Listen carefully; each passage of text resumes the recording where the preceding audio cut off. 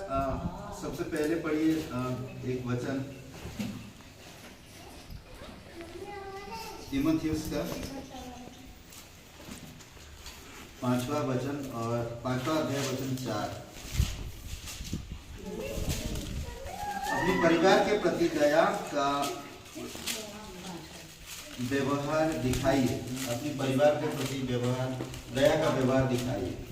परमेश्वर हम लोगों के ऊपर दया दिखाता है, तो हम भी परिवार के ऊपर दया दिखाना, प्रेम, क्षमा, शांति में रहना, तो परमेश्वर घर देता है।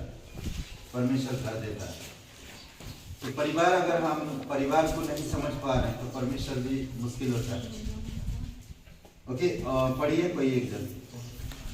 1 तीमुथी 5:4। यदि किसी विधवा के बच्चे या नाती पोते हो तो वे 5:4 पढ़ रहे हैं। हाँ 5:4। हाँ ठीक।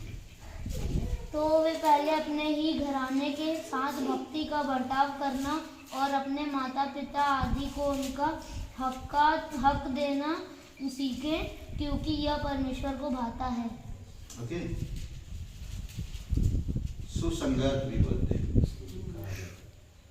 परमेश्वर घर बनाता है और परमेश्वर घर को स्थिर भी करता है। हम लोग तो इंसान हैं, हमें सिर्फ घर के लिए ही जान नहीं लगाना चाहिए, क्योंकि एक दिन हम घर छोड़ के जाएंगे ना। बट हमें परमेश्वर को महत्व देकर, जब आप घर का प्रबंध करना सीख जाते हैं तो परमेश्वर आपको घर लेकर आता है। घर क्या है ना। एक हम लोग बच्चे थे, बच्चे से जवान में आए, जवानी में से बड़े हुए और फिर शादी हुआ, फिर फैमिली हुआ, एक घर बना। करेक्ट। फिर हम देखते हैं परमेश्वर एक हमें इस जगह पे रखता है। आज हम देखें शादी ब्याह जो होता है, लोगों को जमीन देखते, घर देखते, फिर शादी देते। नहीं, परमेश्वर ऐसा नहीं है। निर्गमन 20:2 में कहता, दास्तव के घर से छुड़ाया। परमेश्वर हमें दास्तव के घर से, आप कोई एक ऐसे घर में रहे थे जो आपकी अधिकार नहीं था उसमें। आप एक दास्तव में किसी के अंडर में थे और आपको उसमें से छुड़ाया। हम किराए पे रहते थे और किराया हमें बहुत, मेरी पत्नी हमेशा बोलते किराया ना, बहुत सारी बातें ऐसे, किराया बहुत ज़्यादा। तो बट वो उसकी किताब में अगर हम देखते हैं तो यीशु कहता, मैं और मेरे परिवार की परमेश्वर को महिमा करता। कोई करे या ना करे, हम पूरा घराना, हमारी पूरा घराना परमेश्वर की महिमा करे। घर महत्व नहीं है, महत्व आपका दिल साफ होना परमेश्वर के प्रति और आपका मन। ओके। एक प्रचारक एक घर में एक महिला से पूछा, एक प्रचारक एक घर में महिला से पूछा कि आपकी पति कौन सी पार्टी की है? आपकी पति कौन सी पार्टी की? तो महिला ने उत्तर दिया, जब वो उदारवादी मतलब दया दिखाना, दान पुण्य करना, ऐसे स्वभाव का। क्या हवा है?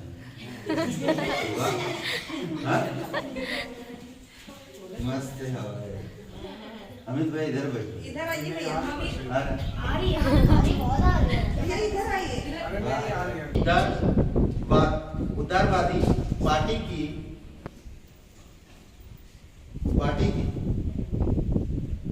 ओके, और मीटिंग में जाया करते हैं तो वह उदारवादी बन जाते हैं। जब वो मीटिंग में जाते हैं तो उस पार्टी के जैसा बर्ताव करने लगते हैं। परंतु जब वो रूढ़िवादी पार्टी में जाते हैं तो वह रूढ़िवादी बन जाते हैं। परंतु उसने प्रचारक ने पूछा, जब वह घर में रहता है तो कौन सी पार्टी की होता है? जब घर में रहते हैं तो कौन सी पार्टी के होते हैं? प्रचारक ने जब पूछा कौन सी पार्टी के होते हैं, स्त्री ने उत्तर दिया, अरे वो तब तो वह एक पुराना सिद्धांत बनता है।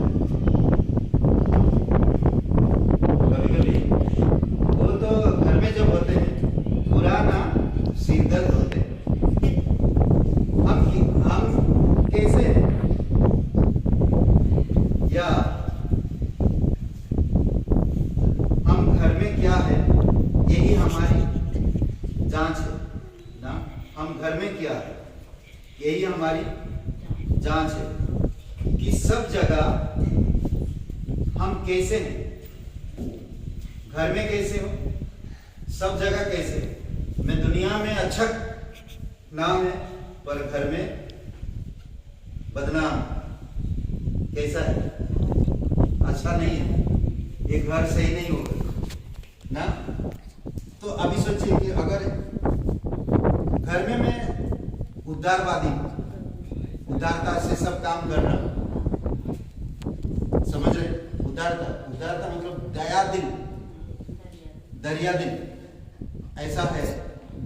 किसी को कोई काम दिया नहीं, वो काम कर देता, दान दिया करता, लोगों का भलाई करता है, कल्याण समाज कल्याण करता है, परिवार ना, विधवाओं, बहुत सारे ऐसे चीजों में वो काम करता है। बट घर में लड़ाई झगड़ा वो अच्छी बात नहीं है, घर वो सही नहीं होगा। कुछ बातें हम लोग देखें, हमें अपने घर में कैसे होना चाहिए। 4 बातें या 5 बातें ध्यान दीजिए। हमेशा भजन संहिता 122 एक दो वचन पढ़िए मेरे भाई। भजन संहिता 122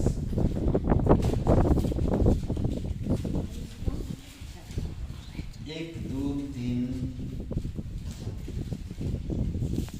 4 5 1 2 बस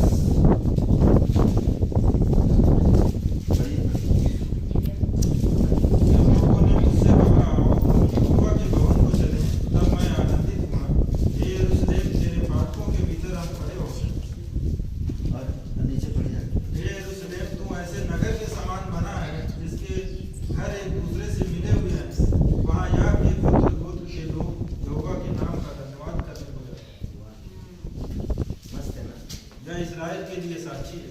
पास थे हम लोग, अब थोड़ा दूर है और भी हम पास हो जाएं तो कहते कि हे यरूशलेम, घर एक दूसरे से लगा हुआ और सब मिलकर तेरी महिमा करते।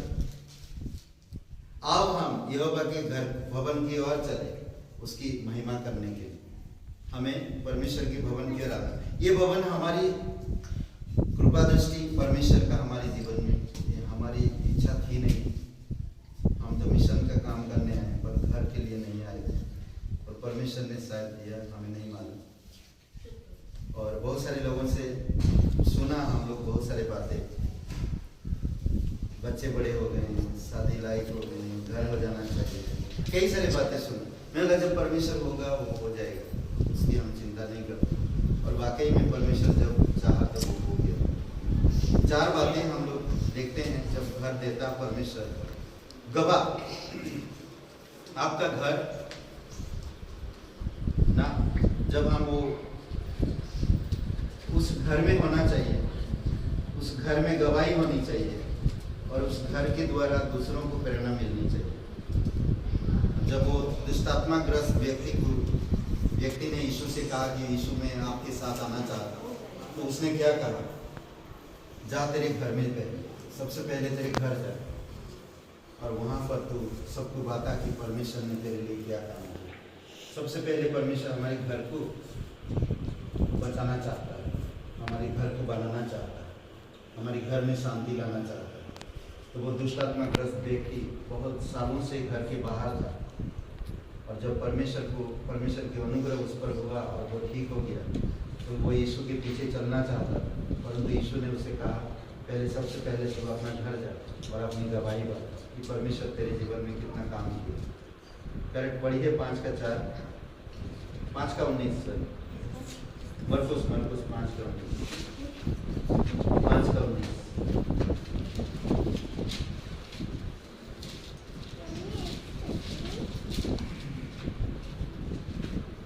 परंतु उसने आज्ञा न दी और उससे कहा, अपने घर जाकर अपने लोगों को बता कि तुझ पर दया रखी प्रभु ने तेरे ये कैसे बड़े काम किए हैं। ओके, ये अद्भुत बात। दूसरी बात है ग्रहण करने वाले की लाइट नहीं देख रहे हैं, तो अंधेरा देख रहे हैं।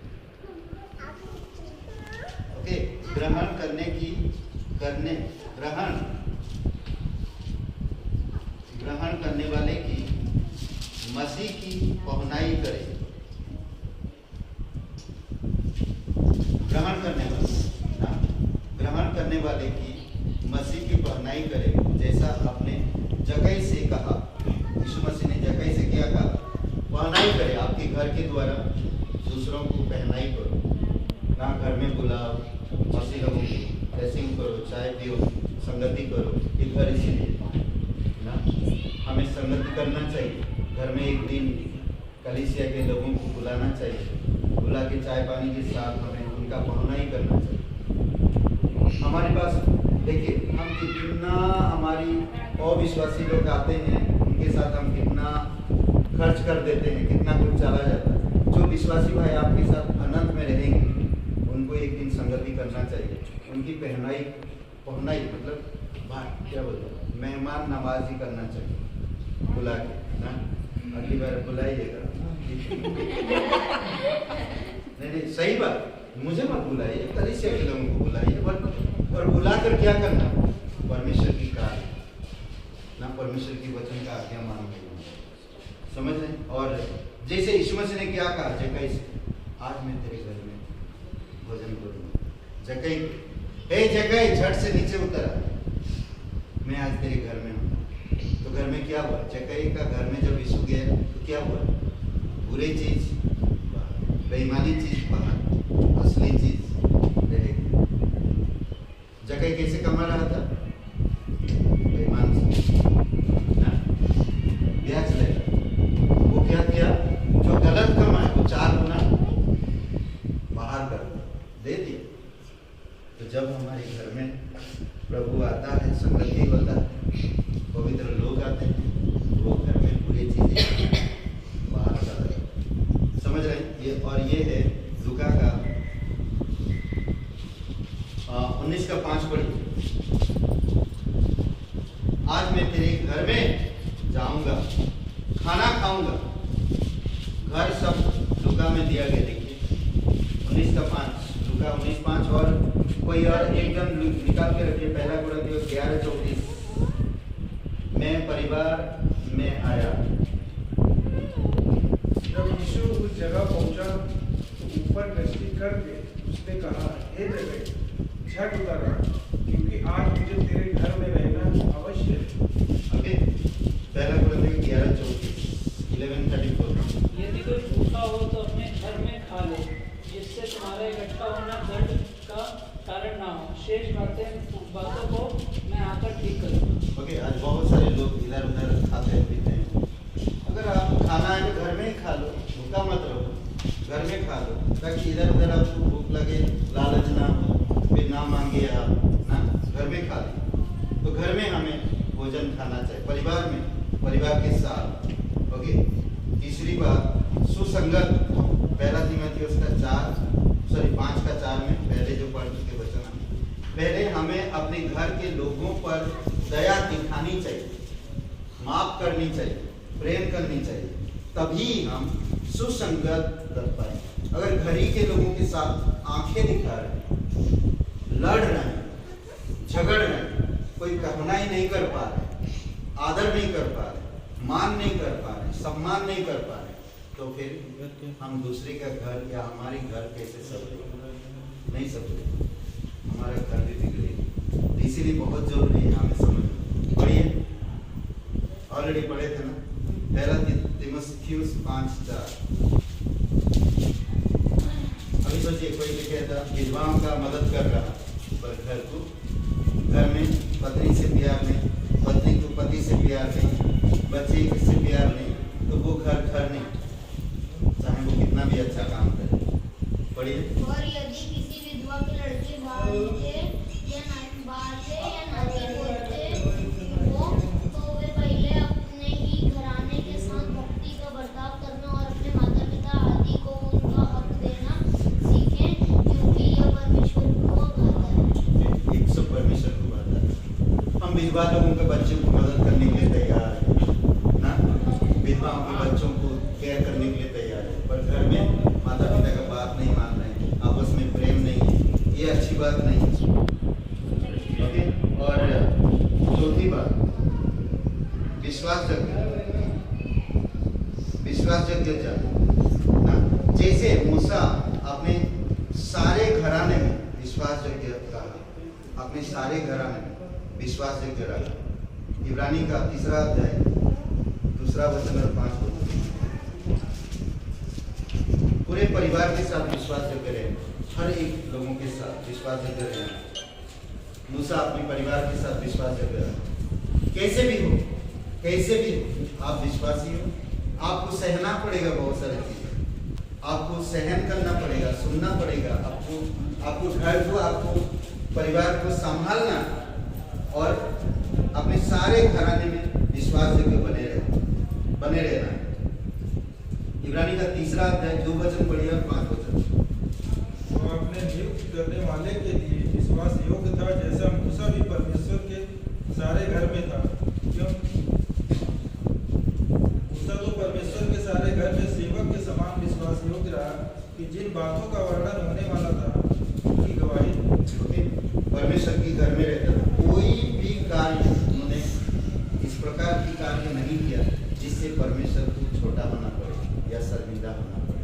वो जानता था कि मैं इस घर का अधिकारी बनाया परमेश्वर, मुझे परमेश्वर के सारे घराने में विश्वासयोग्य बने रहे।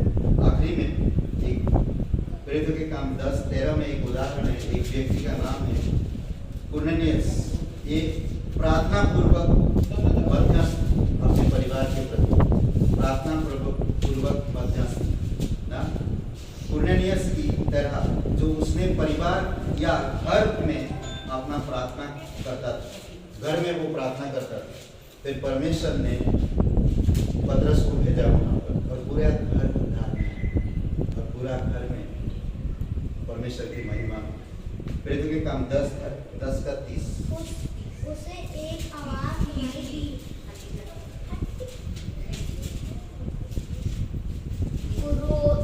कुरनेलियुस ने कहा कि इस घड़ी पूरे 4 दिन हुए कि मैं अपने घर में तीसरे प्रहर को प्रार्थना कर रहा था कि देखो एक पुरुष चमकीला वस्त्र पहने हुए मेरे सामने आ खड़ा हुआ है ना। तो चमकीला प्रार्थना कर रहा है, परिवार के लिए प्रार्थना करता, अपने व्यक्तिगत जीवन के लिए प्रार्थना करता और घर के लिए प्रार्थना करता, तो क्या हो, परमेश्वर का दूत उसे दिखाएगा, है ना। और जरूरी है, ये चीजें है जब हम घर में करते हैं तो घर आपका आशीषित होता है और परमेश्वर को खाता और परमेश्वर आशीष देता है। तो ये घर हमारी यूज के लिए तो है ही, बट परमेश्वर की कार्य इस घर में जाता है। हमारी यही प्रार्थना है, बुरे नजर से परमेश्वर बचाता जब हम संगति में बढ़ते हैं, परमेश्वर की संगति ज़्यादा है, परमेश्वर का कार्य बढ़े। मैं आइए प्रार्थना करते हैं। पवित्र महान और सर्वशक्तिमान परमेश्वर पिता, सारे भाई बहनों के लिए धन्यवाद जो आपने लेकर आए, उनकी ये आना हमारी इस घर में धन्यवाद देते परमेश्वर। जीवित और बड़ा करने परमेश्वर, सारा आदर सारा महिमा मुझे देते परमेश्वर। अभिषेक करो पिता, तेरी दया तेरी कृपा ने उस घर में रहते वक्त तेरी महिमा हमें पाए और तुझे महिमा मिले और आत्मा को जीत सके। और जब भी इस घर में प्रवेश करे प्रभु यीशु, वो आपका प्रेम को महसूस करे, आपकी शांति और आपका उद्धार को महसूस करे। प्रभु यीशु आप दया करें, कोई भी ऐसा कार्य ना हो जिसे घर टूट जाए, घर के लोग बिगड़ जाए। प्रभु यीशु हम प्रार्थना करते हैं कि तेरी शांति, तेरी उपस्थिति इस घर में हमेशा बनी रहे। परिवार में एकता, समझ, आपकी उपस्थिति इस घर में तू हेड बने धन्यवाद देते हैं। इस घर का मुखिया आप बने प्रभु यीशु, धन्यवाद देते। घर की हर एक जरूरतों को आप पूरा करना, चोरी करने, घात करने, लूटपाट करने, बर्बाद करने आता है, अंधकार की शक्ति इस घर में प्रबल ना हो सके, कोई भी छू ना सके। विश्वास के साथ प्रार्थना करें प्रभु यीशु मसीह तेरी दया और कृपा, तेरी उपस्थिति हमेशा बनी रहे। इस घर में कोई हो या ना, तेरी उपस्थिति हमेशा रहे। धन्यवाद देते सभी भाई बहनों के लिए, धन्यवाद देते उनके जीवन के लिए धन्यवाद। इतने प्रेम से आए यहाँ तक पिता, और हम एक संगति की इस घर को तेरी उपस्थिति की ज़रूरत है और तेरी पवित्रता और तेरी सिद्धता की प्रभु, ताकि यहाँ पर रहने वाले लोग, यहाँ पर आने वाले लोग तेरी महिमा कर पाए। धन्यवाद आज का दिन को इस समय बीमार घटी कमी इस घर से दूर